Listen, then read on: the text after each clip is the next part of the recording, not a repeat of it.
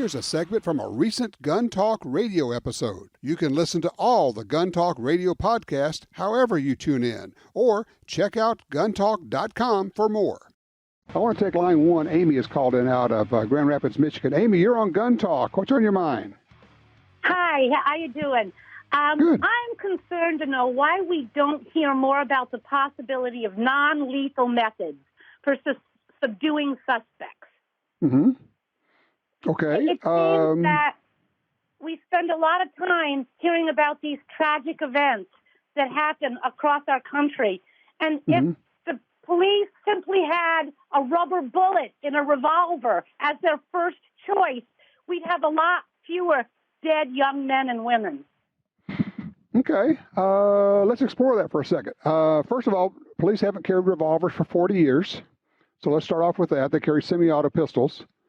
The only reason, and the basic thing, I'm assuming you know this, but just in case, the only reason that you shoot somebody is because you think they're about to shoot or hurt somebody else. That's the only reason, is to stop them from, doing grave bodily harm or killing somebody. So we start with that.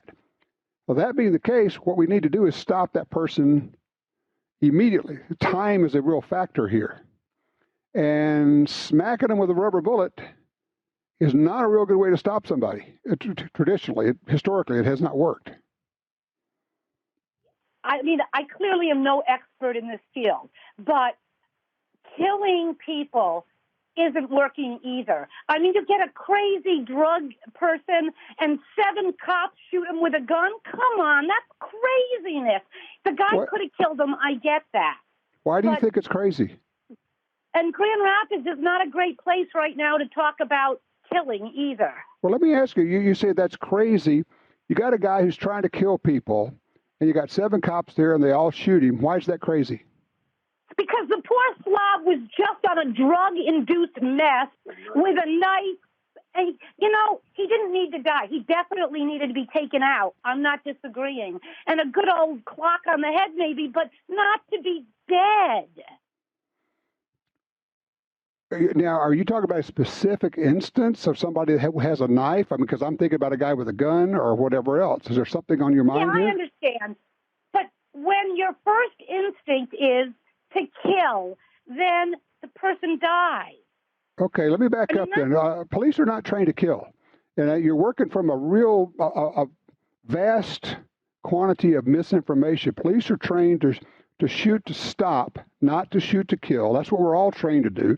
I've taken dozens and dozens of these kind of classes, and no one ever says to shoot to kill. If a person dies, that is just what happens because you had to stop them. But if you shoot them and they fall down, or if you even just point your gun at them and they drop their gun and give up, that's a success right there. And nobody gets shot if they stop doing what they're doing. Absolutely. But all I'm trying to suggest is, when we talk about police reform, could we at least think about non-lethal methods? And if rubber bullets aren't the answer, America's a real smart place. We can figure this out. Well, every police officer carries pepper spray, which is a non-lethal option. And there are times when they use it. And then when they do, then we have tons of people who are screaming, "Why did you pepper spray him? All he had was a knife." Well, he'll get stuck with a knife. You won't question that, sir. But reality is, from the perspective that I have, I feel like you go out, the policeman's main choice is a gun in a situation, and I don't think it always has to be. And rubber bullets are quick and effective, at least to stop. And maybe not rubber. No, they're not. No, rubber bullets are almost never effective to stop. I'm going to make a suggestion, Amy. You have some strong views here, and they very much are bordering on being anti-police. I'm going to suggest you contact your local police department right there in Grand Rapids and say, do you offer ride-alongs? A lot of them do. Go along and ride along for one night with cops and see what they're faced with and what they have to do with, or maybe even sometimes they'll allow you to go do some training at the academy or someplace.